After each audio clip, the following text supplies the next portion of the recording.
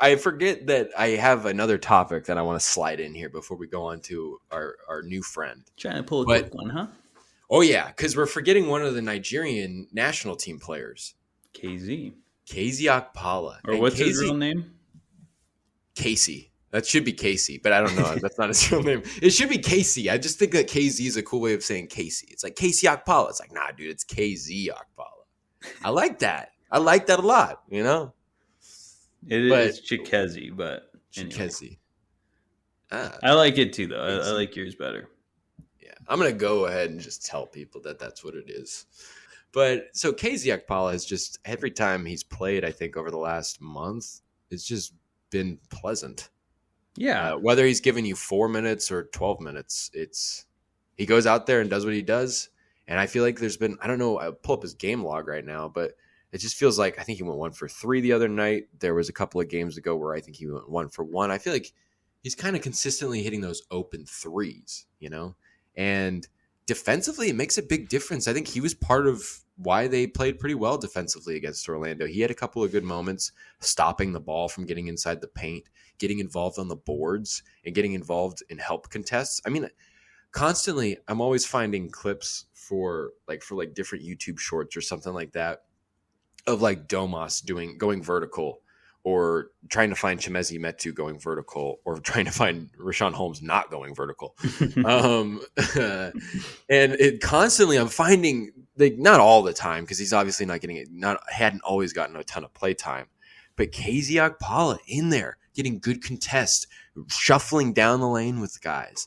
And I just feel like he's such an active and good member that just all he said was like, can this guy knock down open threes? And kind of just understand good positioning and spacing on the offensive end, which just seems to have come with time. Because I don't think he was super good at that early on. I think that was one of his big negatives of being on the floor. But I think he's really figured it out, and he's figured out what his place is when he's out on the floor.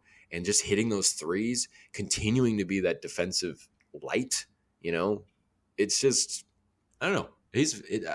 All I can say is it's very pleasant to watch him play. He's always making a good impact. He's not hurting the team. No, KZ's been awesome as of late. You plug him in, he's just going to play great defense, and usually on one of the opponent's better players, right?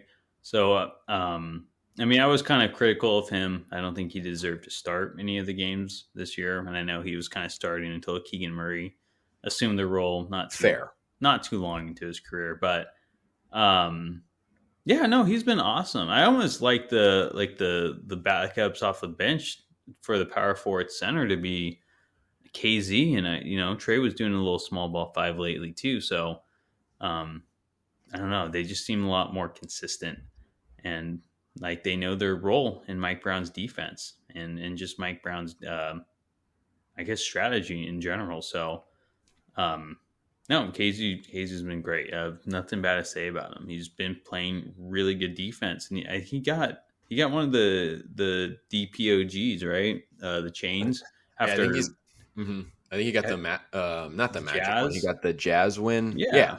Mm-hmm. Yeah, he's been great. And that's why they got him, right? That's why Mike Brown kept him on the team, and he's really showing why. And he hit a 3 against the Magic. Yeah, I think he's hit a couple here and there. He still seems to me maybe not lost on offense, but you can tell he's very limited in what he can do. I remember watching him.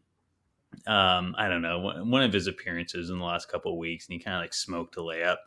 Like, it wasn't an easy layup, but it's like a layup NBA players make most of the time. So it's like you still kind of question his offensive liability. But I mean, if he can just hit that 3 in that corner decently, then that's really all you can ask if he's playing great defense. So I've really liked him. And when I really didn't like seeing him on the floor maybe a month ago, I'm like, okay, like KZ's out, like great. He's going to play good D, but he's also going to provide a little on the offensive end as well, and not be too much of a liability. Like they're going to be playing a 4-on-5. Mm-hmm. Well, it's like almost like just having him out there by improving the defense, it limits any ability to kind of highlight any deficiency on offense. Because the better defense you play, the more stops you get, the faster you play, the less you're playing in the half court, the less he's exposed. The less more opportunity he has to have like hustle plays, get involved on the glass, or maybe get an open 3.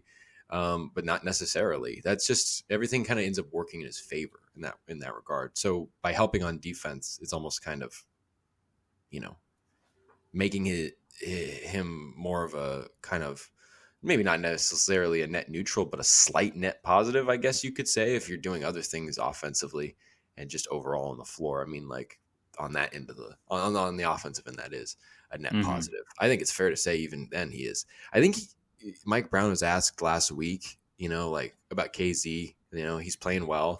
Do you ever wonder? I think he was asked, do you ever worry about like him being kind of an offensive liability? And Mike Brown was kind of just like, and this could be because you see Mike Brown, he's always trying to instill trust and talk up his guys. Sometimes it's kind of just obvious, but he was just so I maybe take it with a grain of salt. But he's like, I don't know. I mean, maybe you want to say he's a liability. Maybe that's what the analytics say or whatever. But I don't think he's a liability or anything like that. So I almost think that by looking at it from that regard, what he does on defense, how that affects the offensive end. I kind of see what Mike Brown's saying if he's coming at it from that angle. But Okpala has been terrific. And in terms of, because it's interesting, you mentioned Trey Lyles playing the small five a fair amount. You've seen it. You saw after Domas fouled out in the Laker game, they went to the small five, which I think kind of worked out. Not necessarily because Thomas Bryant was playing. So it's not necessarily the best matchup